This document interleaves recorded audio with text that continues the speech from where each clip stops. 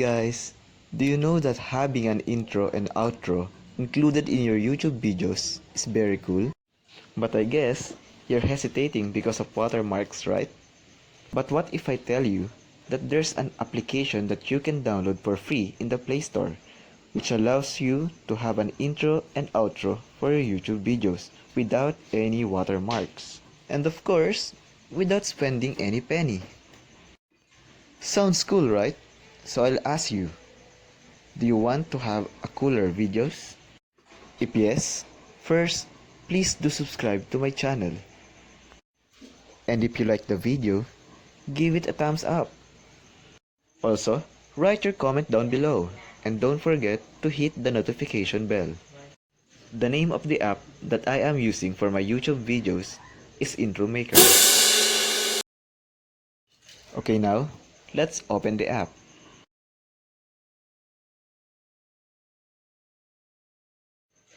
You'll see 3 tabs section, which is Featured, Category, and My Designs.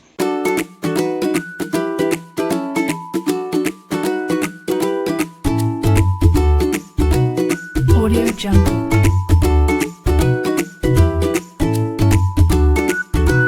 After Featured, let's take a look in Category.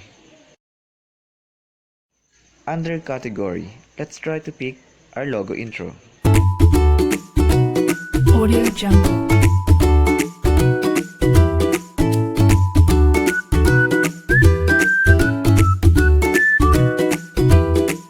Audio Jungle.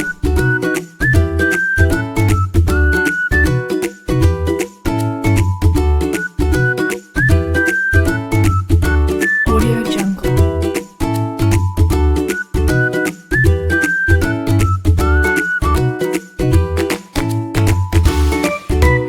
Now, let's start to edit our chosen logo intro. Simply click Edit and wait for it to download.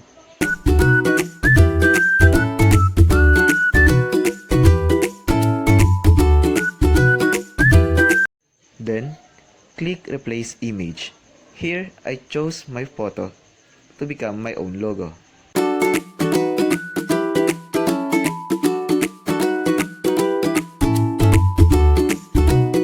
Audio Jungle.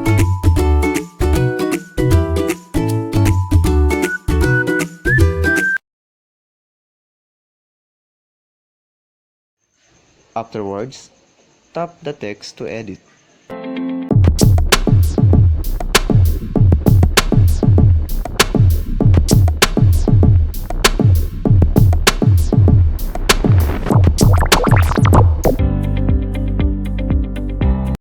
This app is extremely awesome because it has lots of free text effects, colors, background colors, and font to choose. Audio.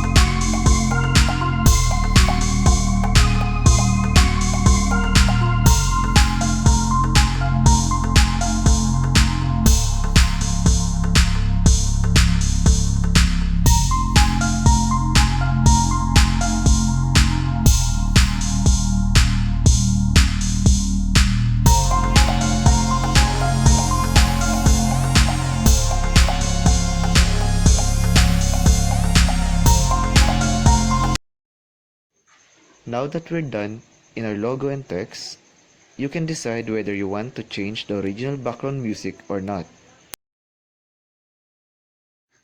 But always remember to choose music background with no copyright.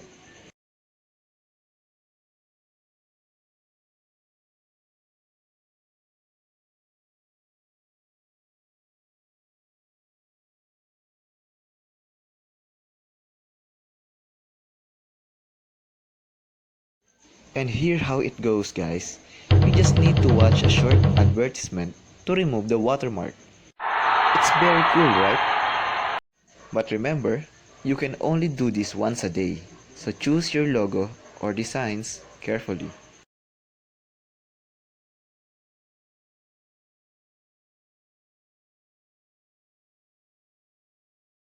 After watching the ad, and once you're done, you can now save the video and just wait for a few minutes before it will save in your phone's gallery.